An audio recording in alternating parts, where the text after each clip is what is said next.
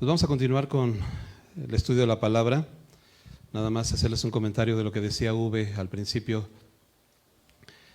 Venimos nosotros aquí a este lugar, a esta iglesia, para conocer más de nuestro Señor, ¿verdad? Para conocer de Cristo. El ser humano, vamos a vivir, ¿cuánto te gusta que los más viejos vivan? ¿90 años? ¿Conoces personas un poquito más de 90 años? Y ese es todo el tiempo que vamos a vivir aquí en la tierra. Y nada más. Y la Biblia dice que nuestro caminar aquí en la tierra es como neblina, que de repente aparece y de repente ya no está. Y nosotros en lo que estamos aquí en la tierra, es importante que conozcas a tu Creador, que conozcas a Dios. No somos religión, no venimos aquí porque somos religiosos o porque queremos quedar bien con nadie, ¿no? Venimos a conocer a nuestro Señor, a conocer a tu Creador. Si tú vienes a eso, estás en el lugar correcto. Entonces vamos a abrir nuestras Biblias en el libro de Colosenses. Hoy vamos a concluir el capítulo 1 de Colosenses y vamos a ver del versículo 24 al versículo 29, solo son 6 versículos. Antes de leer estos 6 versículos, me gustaría darte un antecedente de lo que estamos viendo. Estamos viendo Colosenses. Colosenses es escrito por Pablo. Pablo escribe esta carta a los colosenses mientras está en la cárcel. Él está prisionero, no está de vacaciones en una playa escribiendo una carta o descansando en su sofá y escribiendo. Él está en la cárcel y estando él en prisión escribe esta carta. Y te lo pongo como antecedente porque ahorita, como vamos a comenzar a ver, él comienza diciendo que él está gozoso, pero acuérdate que él está en la cárcel. Y escribe entonces Pablo Colosenses en la cárcel, y escribe, aparte de Colosenses, otras 3, que es Filipenses, Efesios y Filemón. Estas 3 las escribe casi, estas 4 cartas las escribe casi al mismo tiempo y son llevadas igual, casi al mismo tiempo, entregadas a las personas que tenían que, a las personas que fueron dirigidas, ¿verdad? Se les conoce como las cartas de la prisión, y empezamos a ver cómo Pablo comienza diciendo en el primer estudio que tuvimos, unos destinatarios: a los santos y fieles hermanos en Cristo. Así que esta carta es para ti, esta carta es para mí, santos y fieles hermanos en Cristo. La semana pasada veíamos cómo Pablo también empieza a hablar acerca de quién es Jesús, porque los colosenses tenían esta idea de que Jesús era un hombre eminente. Nada más un hombre eminente, y tú y yo conocemos sin duda hombres eminentes, muy capaces, muy capacitados, hombres increíbles que tú los puedes poner en una posición por encima de cualquier persona, y tú puedes decir: esta persona es eminente. Pero vimos que Jesús no nada más es eminente. Eso era lo que creían los colosenses. Estaban siendo engañados para pensar que Jesús era un hombre común y corriente, y la semana pasada nos encargamos de ver que Jesús no nada más es eminente, sino es preeminente. Y la palabra preeminente significa que es antes de toda eminencia ya existía el Señor, y aparte de antes, está por encima de todos, y aparte de estar por encima, es Dios mismo. Él es la imagen del Dios invisible. Jesús es Dios mismo. Y terminamos la semana pasada hablando acerca de que Dios mismo, ese Dios mismo, fue el que vino a morir por ti y por mí y nos redimió. ¿Ok? Fue ese Dios que se despojó y se hizo siervo y vino y murió por ti y por mí. Así que no fue cualquier persona eminente la que vino a morir por ti y por mí, es Dios mismo. Por eso es que tú y yo hoy estamos reunidos aquí, porque como decía Uve, podríamos estar en cualquier otro lado, y no es que esté mal estar en cualquier otro lado, ¿no? De repente, si quieres antes de venir aquí echarte tu barbacoa, pues está excelente, ¿no? Y si sabes de un buen lugar, pues ahí me invitas. No está mal, pero nos tomamos un tiempo, brother, para saber de nuestro Señor, ¿no? Del Rey de Reyes que vino a morir por ti y por mí. Y hoy vamos a seguir entonces ahí en el versículo 24. El título de esta enseñanza es Cristo en nosotros, la esperanza de gloria. El objetivo es anunciar el misterio del Evangelio, amonestando a todo hombre y enseñando a todo hombre en toda sabiduría, a fin de presentar perfecto en Cristo Jesús a todo hombre. Y ahora sí, vámonos verso a verso. Bueno, ¿qué te parece si lo leemos completo? ¿Va? Vamos a leerlo completo para darnos cuenta de todo el contexto y ya después ahora sí nos vamos verso a verso. Mira, acompáñame ahí. Versículo 24 dice: ahora me gozo en lo que padezco por vosotros y cumplo en mi carne lo que falta de las aflicciones de Cristo por su cuerpo, que es la iglesia, de la cual fui hecho ministro, según la administración de Dios que me fue dada para con vosotros, para que anuncie cumplidamente la palabra de Dios, el misterio que había estado oculto desde los siglos y edades, pero que ahora ha sido manifestado a sus santos, a quienes Dios quiso dar a conocer las riquezas de la gloria de este misterio entre los gentiles.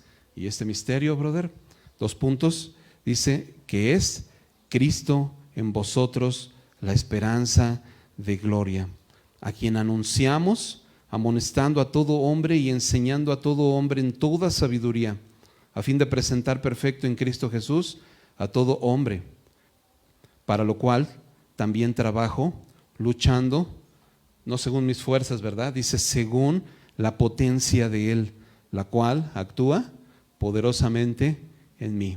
¿Ok? Entonces ahora sí, vámonos verso a verso. Acuérdate que está escribiendo Pablo en la cárcel, está en la cárcel y comienza diciendo: ahora me gozo en lo que padezco.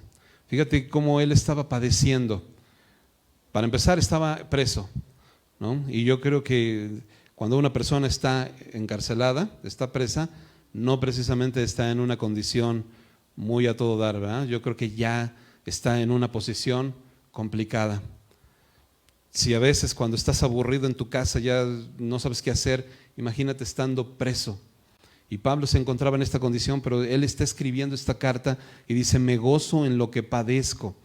Y parecería como algo que nos puede hacer cortocircuito, porque ¿quién de nosotros puede decir que te gozas o que es algo, o que los padecimientos son una causa en la cual te puedas tú gozar?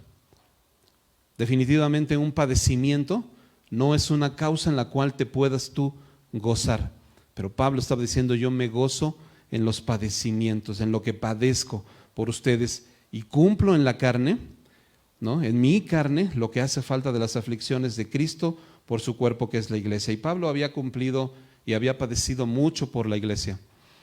Me gustaría que pudiéramos revisar y que me acompañes ahí en tu Biblia. Vamos a ver algunos pasajes, los vamos a tratar de ver rápido para no tomar mucho tiempo, pero antes de las aflicciones de Pablo, me gustaría que pudiéramos ver las aflicciones también de los otros apóstoles, Pedro y Juan, ¿no? Antes de que Pablo apareciera en el mapa, ya estaba Pedro y Juan también, y ellos también tuvieron aflicciones. Ahí el libro de los Hechos nos cuenta un poquito, así que acompáñame ahí en tu Biblia al libro de los Hechos, capítulo 4, versículo 18. Hechos 4, 18 en adelante.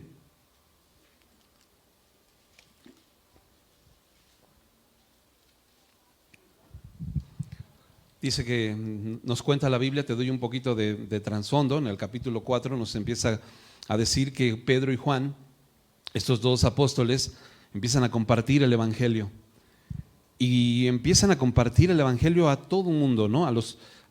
Y cuando el pueblo o los líderes se empiezan a dar cuenta que ellos están compartiendo de Cristo, los detienen y los meten a la cárcel y los empiezan a intimidar, que ya le paren de estar compartiendo de Cristo, ¿no? Fíjate cómo dice aquí Hechos 4:18: y llamándolos les intimaron que en ninguna manera hablasen ni enseñasen en nombre de Jesús.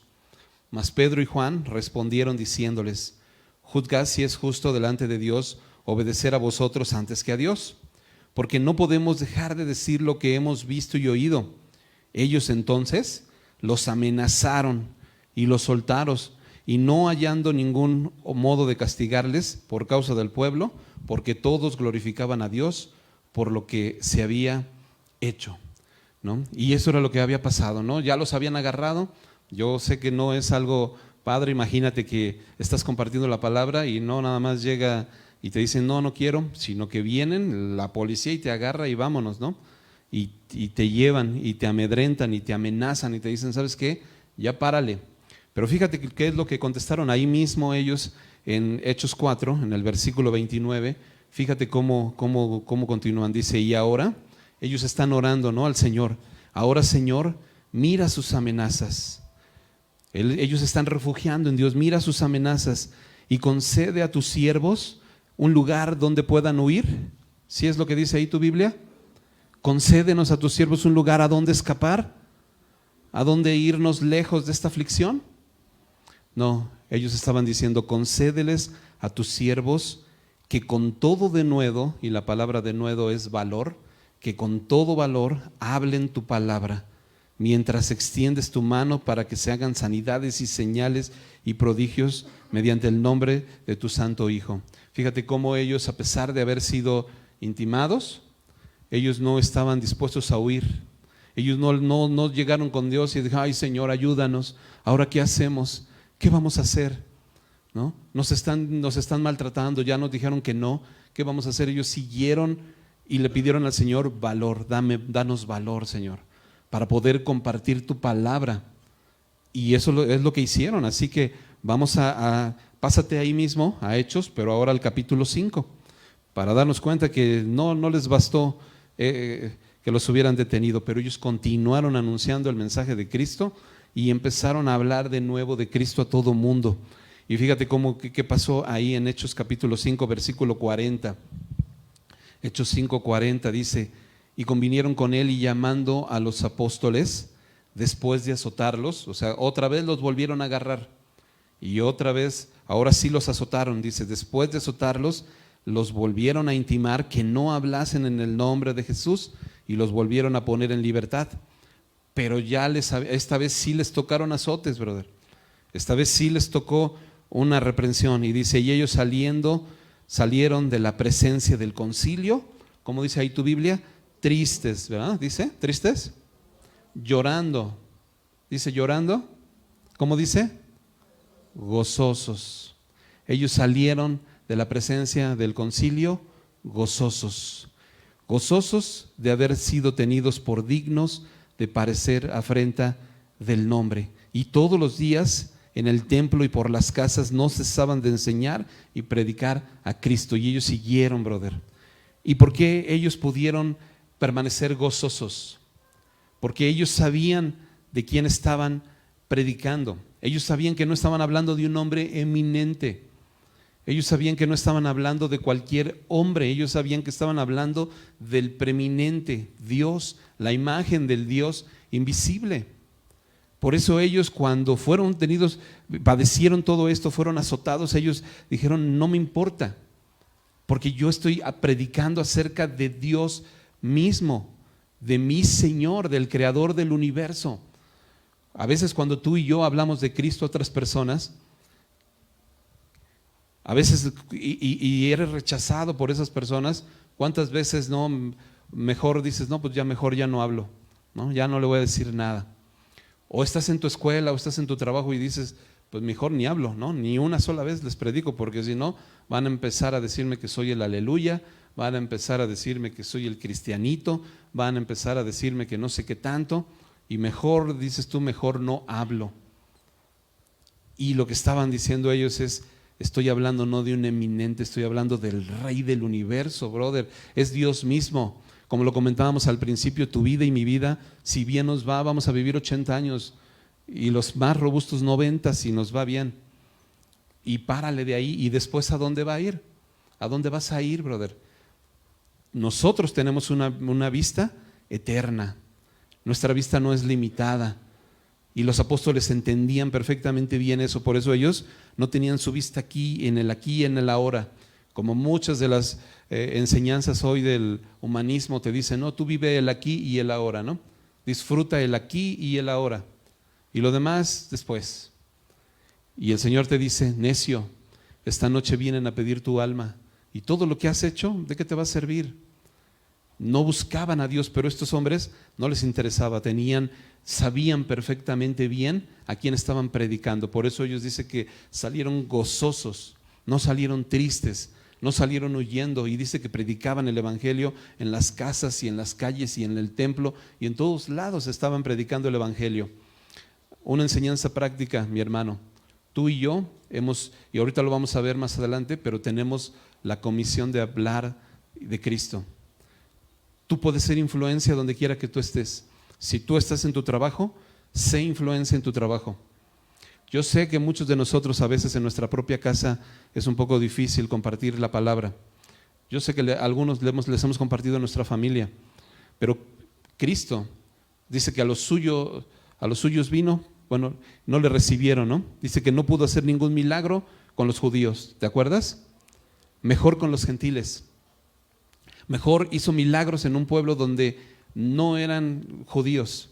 Y todavía estando ahí con los que no eran judíos, dice la Biblia que le rogaban que se quedase. Le decían: Señor, no te vayas, quédate un día más con nosotros.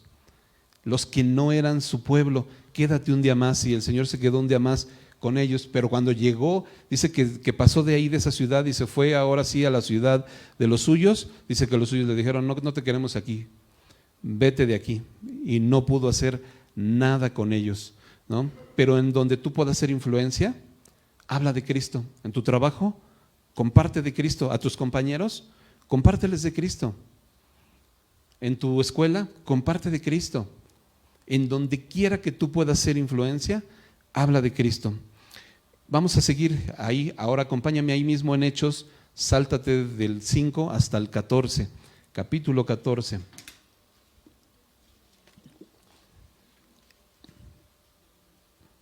Capítulo 14 de Hechos. Ahora sí vamos a ver, ya vimos cómo Pedro y Juan, que eran los apóstoles. Ahora vamos a ver Pablo, ¿no? Porque Pablo es precisamente quien está escribiendo a los colosenses y les está diciendo que se goza padeciendo. Vamos a ver cómo padeció Pablo. Hechos 14, 19. Fíjate bien, dice: pero vinieron algunos judíos de Antioquía. Pablo estaba compartiendo la palabra, pero vinieron algunos judíos de Antioquía y de Iconio, y habiendo persuadido a la multitud, apedrearon a Pablo y lo arrastraron fuera de la ciudad, pensando que estaba muerto. Ya lo hemos comentado otras veces. En aquellos tiempos, apedrear a una persona era pena de muerte. Era pena de muerte.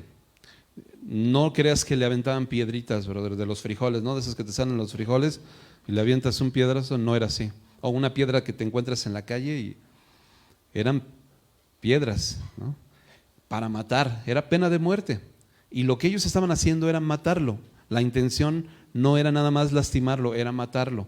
Lo habían condenado a muerte. Y dice que lo apedrearon y lo sacaron arrastrando. Ellos pensaron que ya estaba muerto. Imagínate, para que piensen que ya está muerto, a qué grado fue ahora sí que a qué grado lo apedrearon, ¿no? Si ya pensaron que estaba muerto, le dieron una bien buena, pero dice que lo sacaron ahí arrastrando de la ciudad. Y cuando ya estaba allí todo tirado afuera de la ciudad, dice, mientras los discípulos le rodearon, dice, y él se levantó y entró en la ciudad. La Biblia no nos cuenta si él realmente murió en ese momento, y cuando los discípulos le rodearon, él fue levantado de los muertos, pero es muy probable que esto haya pasado, porque después de que lo apedrearon, definitivamente quedó muy lastimado, pero dice que se levantó. Dice que lo rodearon y se levantó, dice, y entró en la ciudad, y al día siguiente partió con Bernabé a Derbe, se fue a otra ciudad. Y después de anunciar el evangelio a aquella ciudad y de hacer muchos discípulos, o sea, se fue a otra ciudad, pero siguió anunciando el evangelio, brother. Él no dijo: no, pues ya experimenté, ¿no? Ya, ahora sí, yo ya no le voy a entrar porque mira nada más cómo me dejaron.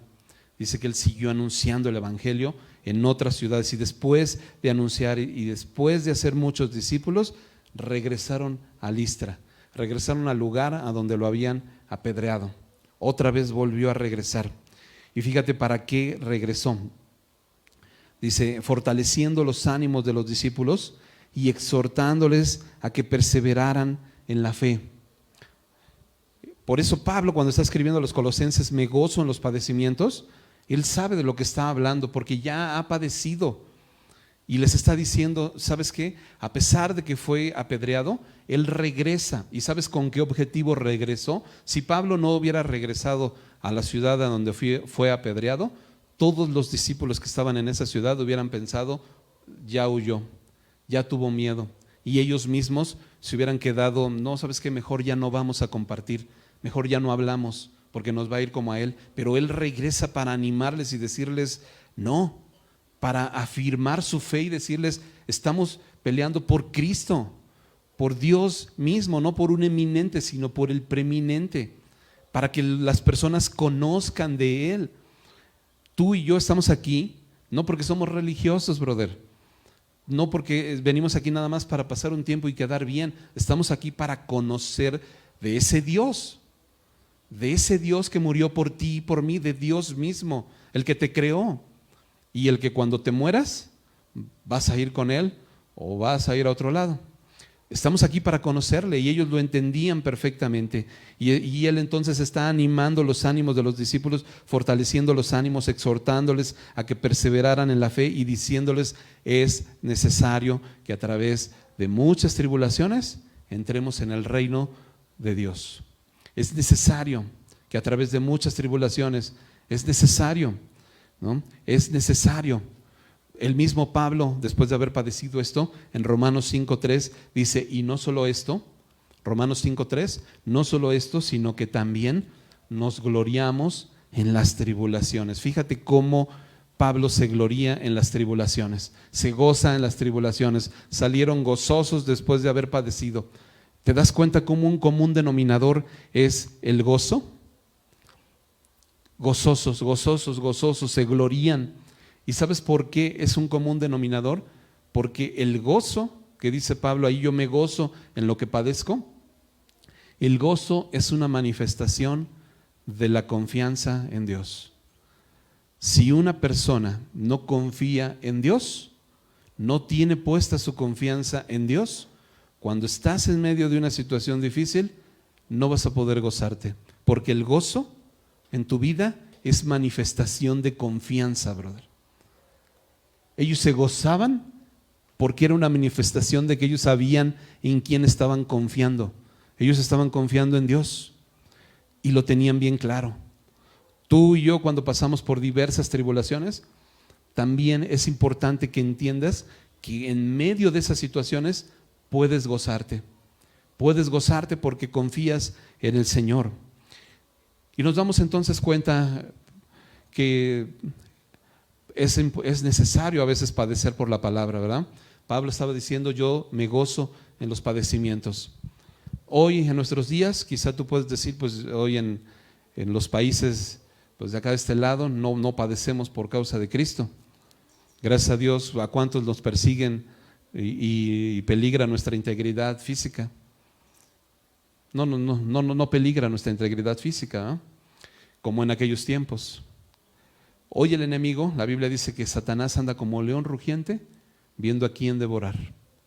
Y sabes, hoy el enemigo actúa de una manera diferente. Ya no es como en los tiempos anteriores, que trataba de dañar la integridad física de las personas. Y como en los discípulos, trataba de matarlos. Hoy en nuestros días, brother, el enemigo actúa de una manera más sutil, sin que tú y yo nos demos cuenta. El enemigo te distrae, ¿no? A través de las distracciones, a través de, ahora ya no es tu integridad física, sino ahora ya atenta contra tu integridad hasta moral y en muchos pecados que te pueden distraer y que te atan y que te amarran y que te distraen de las cosas espirituales. Y ahora su estrategia ya no es el daño físico, ahora su estrategia es distraerte, brother.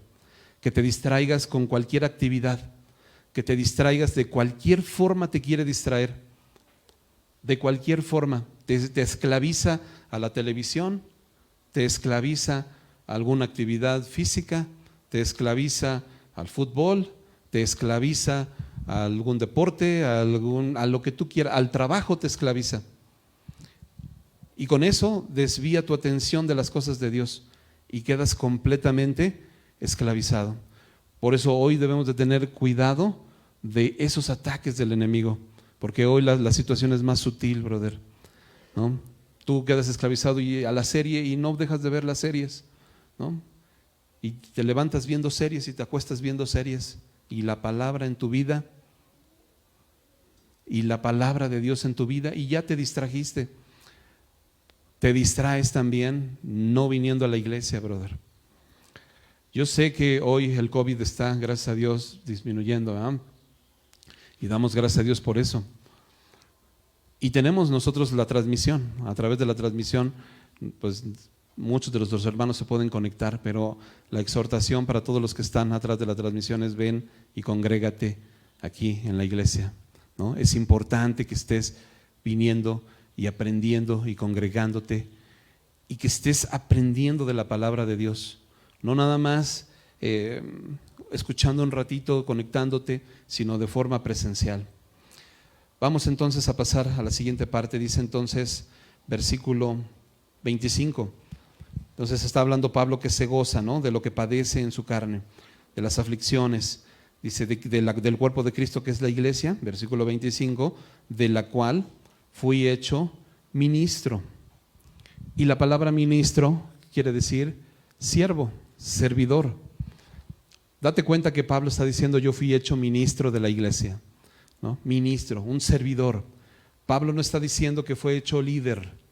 Si tú te das cuenta, en nuestra iglesia no hay funciones de liderazgo. No tenemos nosotros, no nombramos los líderes de esto, el líder del otro, el líder de nada, brother. Porque Pablo mismo está reconociendo: yo soy un siervo. Fui hecho ministro, y la palabra ministro significa servidor. Fui hecho un siervo. Y todos los que estamos aquí en alguna función somos servidores. Y Pablo lo entendía perfectamente: yo soy un siervo. ¿Te acuerdas cuando estudiamos Marcos y nos aprendimos Marcos 10, 44 y 45, me parece, ¿no? Que el Hijo del Hombre no vino para ser servido, sino para servir. El Señor no vino para ser servido, sino para servir. Y tú y yo, ¿quiénes somos? Como para querer tener una función de liderazgo, ¿no? Pablo no está diciendo: no, a mí me hizo líder, el representante de la iglesia. No, está diciendo: me hizo ministro, me hizo un siervo, ¿ok? Y dice: fui hecho ministro según la administración de Dios que me fue dada para con vosotros, para que anuncie cumplidamente la palabra de Dios. Ok, vamos a seguir leyendo entonces. Para que anuncie cumplidamente la palabra de Dios, el misterio que había estado oculto desde los siglos y edades, pero que ahora ha sido manifestado a sus santos, a quienes Dios quiso dar a conocer las riquezas de la gloria de este misterio entre los gentiles, que es Cristo en vosotros, la esperanza de gloria. Acompáñame, por favor, a Efesios capítulo 3, versículos del 1 en adelante. Efesios 3, 1 en adelante. Salud. Sí, salud.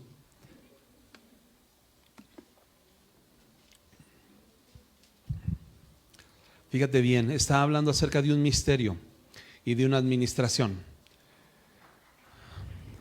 Está diciendo Pablo que le fue encomendada una administración a Pablo. Déjame explicarte esta palabra porque es un poquito complicada. Cuando Pablo dice que le fue encomendada una administración, él se está refiriendo a una tarea encomendada. Se está refiriendo a que le fue dada una responsabilidad. A él le dieron esa responsabilidad. Y tú y yo como iglesia también nos ha sido dada esa responsabilidad. Ahorita vamos a ver cuál es esa responsabilidad. Pero Pablo está diciendo que había un misterio, algo que estaba oculto. Y vamos a ver, ya lo vimos en Efesios, pero vamos a recordarlo. Efesios 3, 1 en adelante dice: por esta causa yo, Pablo, prisionero de Cristo Jesús por vosotros los gentiles. Fíjate cómo se presenta, ¿no? Prisionero. En el otro nos había dicho ministro, es decir, siervo, y ahorita dice prisionero de Cristo por vosotros los gentiles, si es que habéis oído de la administración, otra vez esta palabra administración, de la gracia de Dios que me fue dada para con vosotros, que por revelación me fue declarado el misterio, otra vez hablando del misterio, como antes lo he escrito brevemente, leyendo lo cual podéis entender cuál sea mi conocimiento en el misterio de Cristo, misterio que en otras generaciones no se dio a conocer a los hijos de los hombres, como ahora es revelado a sus santos apóstoles y profetas por el Espíritu, Y este es el misterio, pon mucha atención, 2 puntos y seguido dice, este misterio es que los gentiles, es decir, los que no son del pueblo judío, tú y yo, son coherederos, es decir, juntamente herederos y miembros del mismo cuerpo de Cristo y copartícipes de la promesa en Cristo Jesús por medio del Evangelio. Fíjate cuál es el misterio. ¿Cuál era el misterio, brother? No se había dado a conocer antes de que Cristo viniera. Hoy tú y yo tenemos ese misterio ya develado.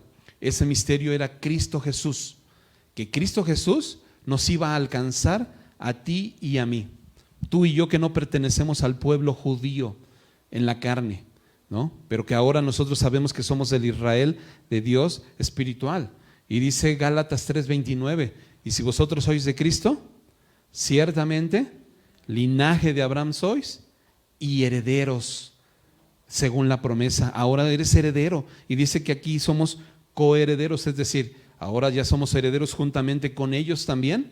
Ahora tú y yo también formamos parte. Ese es el misterio que estaba oculto. ¿Y por qué era un misterio que estaba oculto? Porque al pueblo de Israel, antes de que viniera Cristo al mundo, se le había dado a conocer que iba a venir un Mesías, un Salvador, que los iba a liberar de la esclavitud. Y ellos estaban esperando un Mesías que los iba a liberar solo a ellos como pueblo, y nada más a ellos como pueblo, porque ellos eran el pueblo de Dios. Pero el Señor tenía un plan diferente. El Señor te quería incluir a ti y me quería incluir a mí, brother. Y el Señor quería hacer una pausa tantito y dejarnos entrar también a nosotros. Y ese es el misterio que Pablo está diciendo, esa administración, es decir, esa tarea, esa responsabilidad de anunciar a todos los que no son del pueblo judío, me fue encomendada a mí. Y también nos ha sido encomendada a cada uno de nosotros anunciar que ahora Cristo es la esperanza de gloria, ¿no? Es nuestra esperanza, que Cristo es nuestra esperanza. Eso es lo que estaba diciendo Pablo. Y cuando estaba estudiando esto, me acordé de una historia que narra Jesús. ¿Te acuerdas de la hija de Jairo? Cuando Jesús sana a la hija de Jairo. ¿Sí te acuerdas? Te lo recuerdo un poquito. Dice la palabra de Dios que un principal de la sinagoga, que era judío, principal de la sinagoga, era una persona importante, tenía a su hija y ya estaba agonizando su hija, ya se estaba muriendo. Y dice la Biblia que fue corriendo este hombre principal de la sinagoga y le rogó a Jesús: Señor, ven, mi hija está agonizando, ven y sálvala, porque agoniza. Y entonces dice que Jesús le dijo: está bien, vamos. Y empezaron a ir y empezaron a caminar, y yendo hacia la casa de este principal, dice que en el camino había mucha gente y todo mundo empujaba a Jesús, ¿no? Porque había, imagínate el gentío que iba ahí atrás a ver. Y dice que estando en mientras lo estaban empujando, dice que llegó por atrás una mujer que tenía 12 años de estar enferma con flujo de sangre. Tenía un sangrado, yo no sé cómo le hacía, 12 años, imagínate sangrando, y no se había desangrado después de 12 años, pero ya estaba completamente enferma, ¿no? Y dice la Biblia que se había gastado todo para tratar de curarse en muchos médicos y todavía no se había curado, sino al contrario, seguía peor. Pero esta mujer dice que esforzándose, dice que le tocó el manto al Señor por la parte de atrás, le tocó su manto. Y el Señor, pues estaban todos empujándole, pero dice que el Señor sintió cuando le tocó el manto, porque desprendió poder de él, ¿no? Y dice que se volteó, que dijo: ¿quién me ha tocado, no? ¿Quién me tocó? Yo me imagino que pues los discípulos, imagínate, iban ahí todos apretando. Pues Señor, pues ¿cómo que quién te tocó? Pues estás bien apretado aquí, o sea, ¿no? Es como cuando vas en el metro, ¿no? Y vas bien lleno, ¿y quién me tocó? Pues te van a decir: pues vete en taxi, ¿no?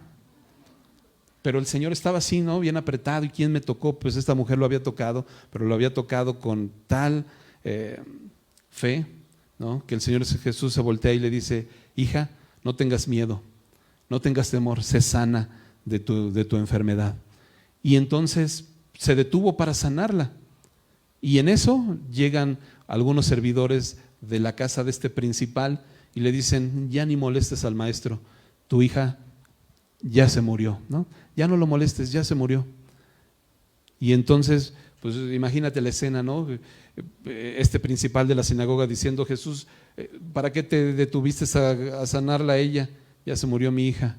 Pero el Señor le dijo: olvídate, vamos a ir, ella no está muerta. Y dice la palabra de Dios que fueron a su casa y que entró el Señor Jesús con 3 de sus discípulos, y estando ahí con la niña le dijo: niña, levántate, ¿no?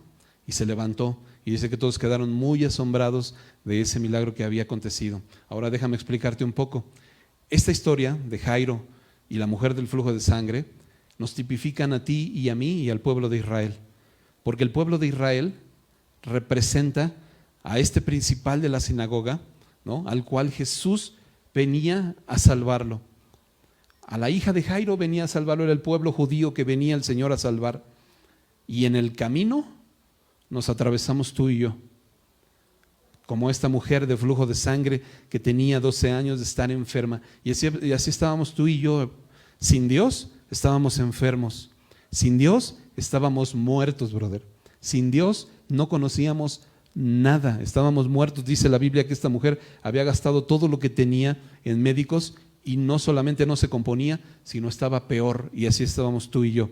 Habíamos buscado por todos lados nuestra razón de ser y no la habíamos encontrado, porque la semana pasada vimos que el Señor es la plenitud de tu vida, la plenitud de aquel que todo lo llena en todo. No necesitas nada, brother. Dios es la plenitud. Dios es la plenitud de tu vida. Y entonces nosotros estábamos así buscando por muchas religiones, buscando en los horóscopos, en todo lo que tú quieras, ¿no?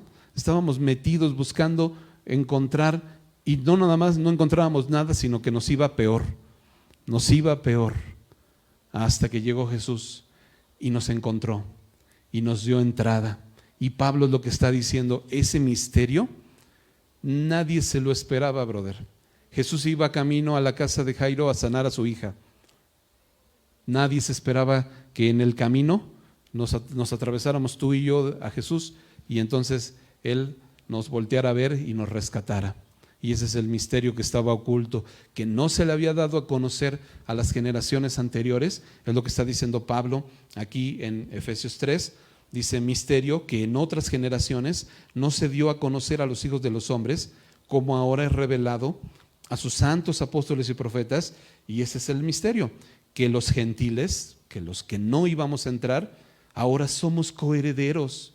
Ahora hemos sido parte, ¿no? ¿Te acuerdas que cuando estudiamos Efesios, qué increíble es la palabra? Y me acuerdo de todo lo que hemos estudiado. Cuando estudiamos Efesios, nos vimos cómo Él nos predestinó desde antes de la fundación del mundo. Todavía ni siquiera se fundaba el mundo y tú y yo ya estábamos predestinados.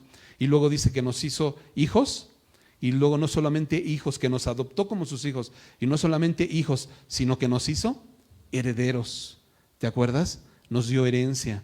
Y poníamos el ejemplo de, imagínate que tú recoges a un niño de la calle y lo llevas a tu casa y lo haces parte de tu familia como si fuera tu hijo, pero no nada más eso, sino el día que tú te vas a morir, lo pones en tu testamento y lo haces heredero también. Y eso fue lo que nos hizo el Señor. No nada más nos hizo hijos, sino nos hizo herederos. Y es lo que está diciendo aquí: a esos gentiles los hizo coherederos y miembros del mismo cuerpo. Ahora somos parte del cuerpo de Cristo nosotros también. Por eso Gálatas 3:29: y si vosotros sois de Cristo, ciertamente linaje de Abraham sois, ¿no? Y herederos según la promesa.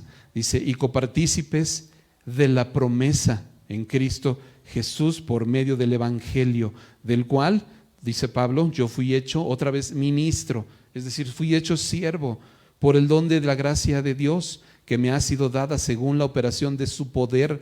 Fíjate cómo es la operación de su poder, no es en nuestras fuerzas, es en el poder de Dios. A mí, que soy menos que el más pequeño de todos los santos, está diciendo Pablo, yo soy menos que el más pequeño de todos. ¿Y qué significa la palabra santo? Apartado. Acuérdate que santo no es una figura, ¿no?, que está en una iglesia. Eso no es santo. Santo no es alguien que es bien bueno y que tiene aquí su aureola. Eso no es santo. Santo significa apartado. nada más que Dios te apartó y te dijo, pásate para acá. Estábamos perdidos, estábamos enfermos como la mujer de flujo de sangre y te apartó y te dijo, no, ven para acá. Tú y yo somos santos no porque somos buenos. Santo no significa bueno, santo significa apartado. Te apartó, te quitó de donde estabas muerto en tus delitos y pecados y te puso en un lugar donde Él te quiere llevar para que seas partícipe. Te hizo hijo, te puso en un lugar donde te va a dar la promesa, vas a ser heredero. Y dice, yo soy entonces el más pequeño de todos los que fueron apartados y me fue dada la gracia, fíjate de qué gracia, de anunciar entre los gentiles el evangelio, de anunciar entre los gentiles el evangelio. Pero esta misma gracia que le fue dada a Pablo, esta administración que le fue dada a Pablo, nos ha sido dada a ti y a mí. Así que hoy, mi hermano, número 1, nos gozamos en las tribulaciones, nos gozamos en la persecución, nos gozamos en las adversidades, porque tenemos confianza en Dios. Y número 2, ahora en tú y yo entendemos que hemos sido, Dios nos ha dado en tus manos y en mis manos esa tarea de compartir y de anunciar el evangelio de la reconciliación, ¿no? El evangelio de Cristo es la tarea. ¿Tú eres la iglesia de Cristo? ¿Quién es la iglesia de Cristo? Levanta tu mano, iglesia de Cristo. ¿Tú eres la iglesia de Cristo? Te tengo una noticia, iglesia de Cristo. Te ha sido dada una encomienda. Nos ha sido dada una encomienda. Sí, iglesia de Cristo, es para ti. Es para ti. Es para mí. No es para el de atrás. No, es para mí, brother. Y es para ti. No eres nada más para Pablo. La encomienda nos ha sido dada a cada uno de nosotros. Y déjame decirte otra cosa. Nos van a pedir cuentas. Nos van a pedir cuentas de esa encomienda. Por eso es importante que con más diligencia atendamos a las cosas que hemos oído, brother. Nos van a pedir cuentas de esta administración. ¿A ti te fue revelado el misterio? Y ahora la Biblia dice en 2 Corintios 5:19 que Dios estaba en Cristo reconciliando consigo al mundo, no tomándoles en cuenta a los hombres sus pecados, pero que esta reconciliación, este ministerio de la reconciliación, ¿no? La palabra nos encargó a nosotros la palabra de la reconciliación. Esa es la administración. Eso es lo que te ha encargado a ti y a mí. Nos ha encargado que tú y yo anunciemos. ¿Ok? Vamos a continuar. Entonces, vamos a regresar allá a Colosenses. Déjame leer otra nuevamente desde el 25. No me voy a tardar ya mucho, ya estamos por terminar. Dice, del cual fui hecho ministro según la administración de Dios que me fue dada para con vosotros, para que anuncie cumplidamente la palabra de Dios. ¿Ok? Entonces, esa administración es para anunciar la palabra de Dios. Y rápidamente te voy a dar 3 elementos al momento de anunciar la palabra de Dios. 3 elementos. Número 1, la palabra de Dios, ¿no? Ese es el primer elemento. Fíjate cómo nos dice, anunciar la palabra de Dios. Es decir, no estamos anunciando ideas humanas, no estamos anunciando falsas expectativas, no estamos anunciando cuando los apóstoles predicaban el evangelio es el tiempo se ha cumplido, el reino de Dios se ha acercado, arrepiéntete. El evangelio es arrepiéntete, brother. ¿De qué me voy a arrepentir? Si yo no robo, yo no mato, yo no hago nada, ¿de qué me tengo que arrepentir? Te tienes que arrepentir de no haber buscado a Dios, de haberte puesto tú en primer lugar y satisfacer tus deseos, tus necesidades, tus cosas y no tomar en cuenta a Dios. Ese es el pecado principal, brother.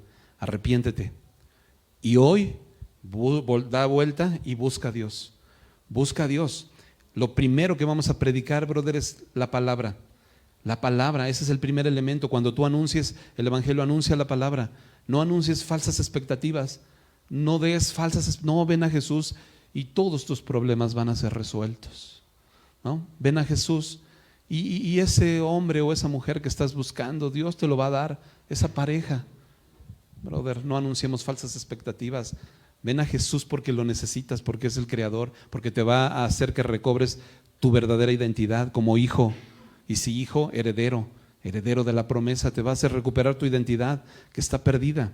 Ven a Jesús, ¿no?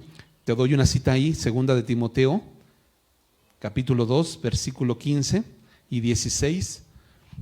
Segunda de Timoteo 2, 15 y 16, fíjate cómo dice: procura con diligencia presentarte a Dios aprobado como obrero que no tiene de qué avergonzarse, que usa bien la palabra de verdad. O sea, usas bien la palabra de verdad, mas evita profanas y vanas palabrerías, porque conducirán más y más a la impiedad. Es decir, si empiezas a echar rollos, lo único que vas a hacer es conducir a la impiedad, brother. La palabra de Dios, ¿cómo va? La palabra de Dios tiene el poder para sobreedificarnos. La palabra de Dios tiene poder para limpiarnos. La palabra de Dios tiene poder para salvar. Comparte el Evangelio. ¿Qué es el Evangelio? Las buenas noticias. ¿Y cuáles son las buenas noticias? Que el preeminente Dios vino a morir por ti. Vino a morir por ti y te vino a dar herencia. Esas son las buenas noticias. Número 2, cuando compartas la palabra, cuando anuncies el Evangelio, recuerda que el Espíritu Santo está contigo. Esto también lo tenían presentes Pablo y todos los apóstoles, ¿no? Te doy una cita ahí, Hechos capítulo 1, versículo 8. Hechos 1:8, pero recibiréis poder cuando haya venido sobre vosotros el Espíritu Santo. Vas a recibir poder. Es decir, tú no eres poderoso por ti mismo. No estamos hablando del campeón que hay en ti. Estamos hablando de que el Espíritu Santo, habiendo oído y creído, fuiste sellados con el Espíritu Santo. Y ese Espíritu Santo es poderoso, ¿no? Porque Dios no nos ha dado un espíritu de cobardía, sino nos ha dado un espíritu de poder. Y dice: recibiréis poder y me seréis testigos. Y la palabra testigo en esta parte significa mártir. O sea, también vamos a batallar. Es necesario que a través de muchas tribulaciones entremos en el reino de Dios, ¿no? Pero no vas a ir solo, brother. Dice: vendrá sobre ti el Espíritu Santo. También el Señor Jesús en Mateo 28, cuando nos envió, por tanto, id y hacer discípulos, y nos dio esta encomienda, te dijo: pero yo estaré con vosotros todos los días hasta el fin del mundo. Así que número 2, recuerda que el poder de Dios está sobre ti. Y este poder, Pablo va a terminar diciendo en el versículo 29, que es el último versículo de ahí de Colosenses que vamos a ver hoy, va a terminar diciendo: para lo cual también trabajo, luchando según la potencia de Él, o sea, reconociendo el poder, la cual actúa poderosamente en mí. Él estaba reconociendo ese poder que no es el campeón que estaba en él, sino es el Espíritu Santo en la vida de Pablo.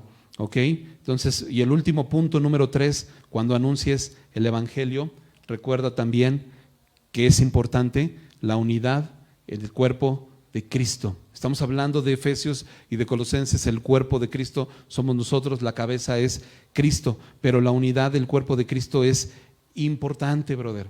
La unidad del cuerpo de Cristo, cuando anuncias a Cristo, la unidad del cuerpo de Cristo es importante. Te doy una cita, Hechos capítulo 2, versículos 41 y 42, Hechos 2, 41 y 42, fíjate cómo dice: así que los que recibieron su palabra fueron bautizados, y se añadieron aquel día como 3,000 personas, y perseveraban en la doctrina de los apóstoles y en la comunión unos con otros. Qué importante es la comunión entre el cuerpo de Cristo. Parte de la vida cristiana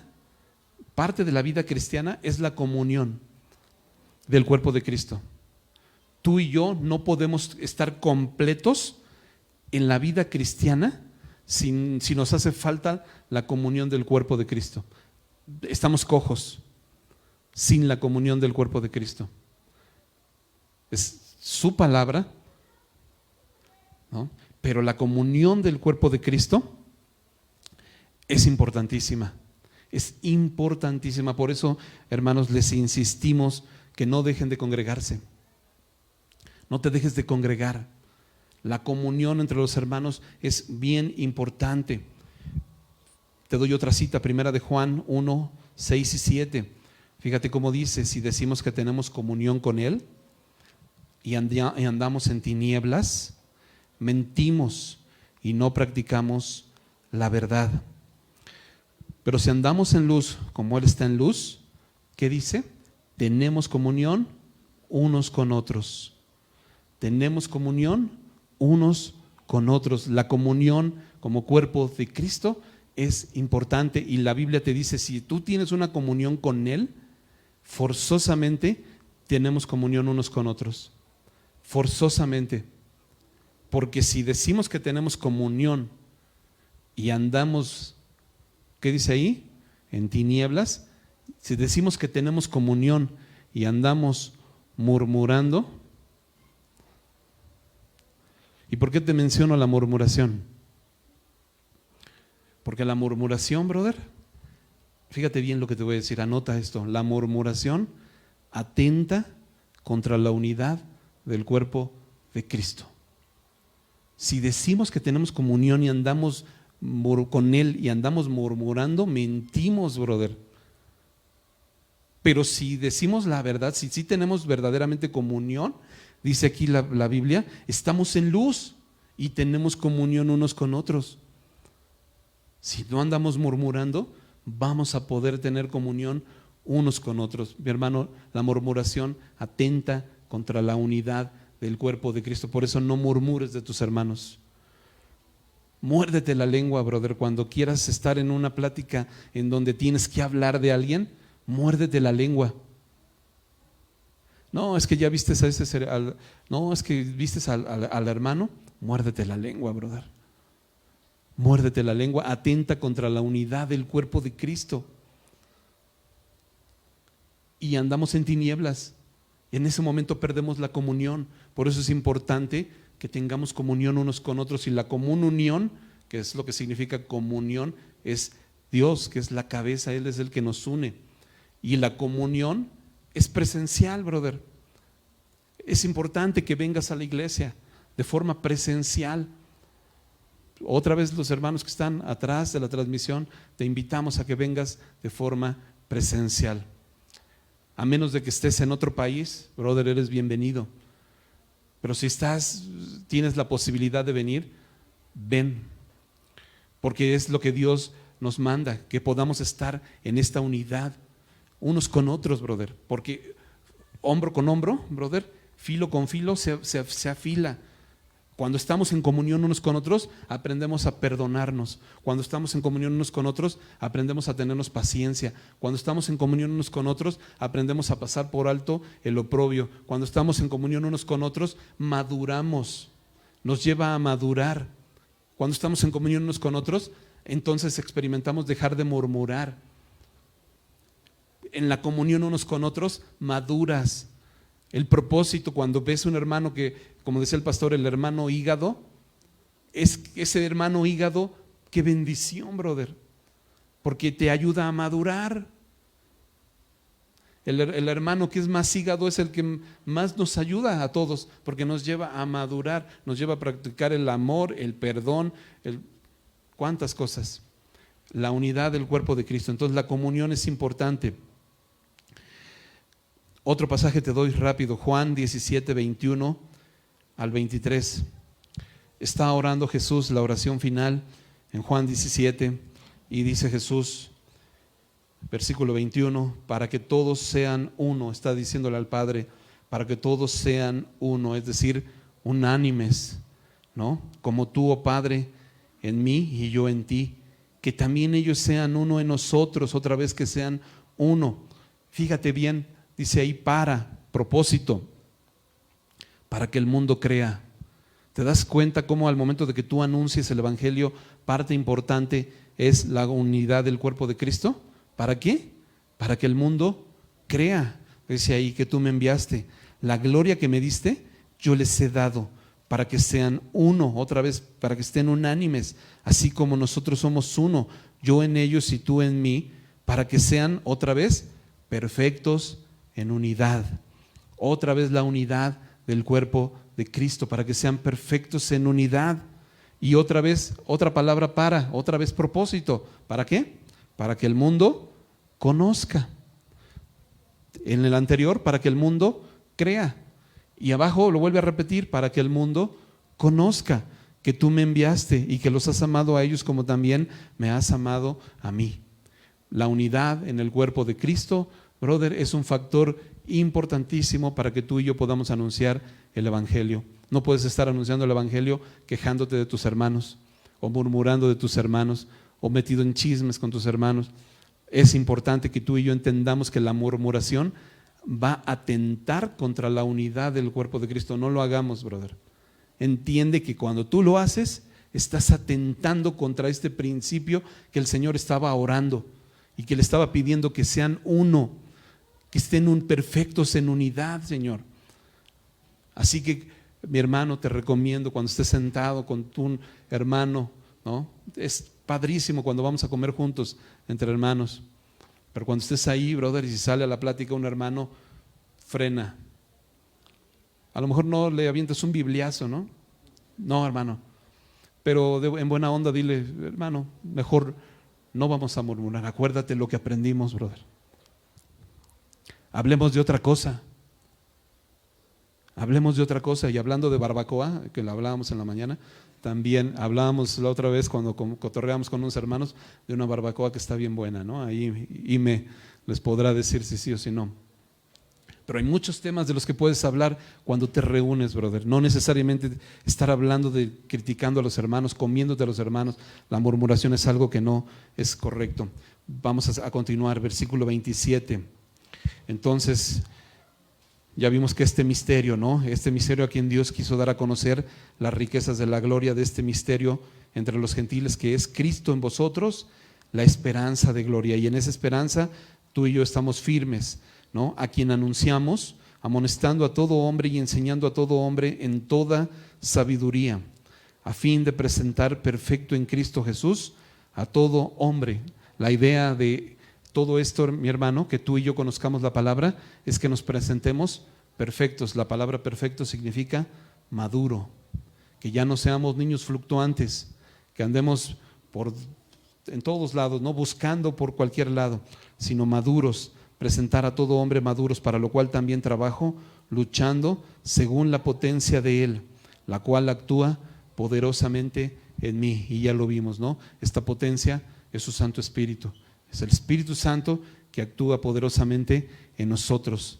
Y con la ayuda de Dios y con la guianza de Dios, mi hermano, hoy tú y yo sabemos que anunciemos la palabra de Dios, anunciemos el Evangelio y sabemos que el Señor está con nosotros, ¿no? El Señor opera ese poder, actúa en nosotros. Por eso les dijo a sus discípulos, recibiréis poder. ¿Ok? Vamos a orar. Cierra tus ojos. Padre, te damos gracias, Señor, por esta palabra. Gracias por tu palabra, gracias por esos pasajes preciosos del libro de Colosenses, Señor, que tú nos enseñas y tú nos muestras, Señor, que debemos estar gozosos en las pruebas, Señor, en todas las persecuciones, Señor, en todas las adversidades, Señor, sabiendo y conociendo quién eres tú, Señor, conociendo de tu palabra, Señor. Te agradecemos, Padre, porque tú eres ese Dios invisible que vino, Señor, y murió por nosotros, Dios mismo muriendo por nosotros, Señor. ¿Quiénes somos nosotros para no agradecerte, Señor? Qué bueno eres, Señor. Te agradecemos, Padre, por esta palabra. Ayúdanos, Señor, a entender esta tarea que nos ha sido encomendada de predicar y de anunciar tu palabra, Señor. Permítenos ser de influencia para todas las personas que estén a nuestro alrededor, Señor, para las que tú nos permitas hablarles. Permítenos no quedarnos callados, Señor, sino como tus discípulos, Señor, como Pablo decía, con ese gozo, Señor, hablando tu palabra con denuedo, Señor, compartiendo tu palabra, Señor, esta administración que nos ha sido dada, Señor, que tú nos has incluido ahora como hijos tuyos, Señor, como herederos de esta promesa maravillosa, Señor, que es la vida eterna. Te damos muchas gracias por tu palabra, Señor, en el nombre de Jesús. Amén.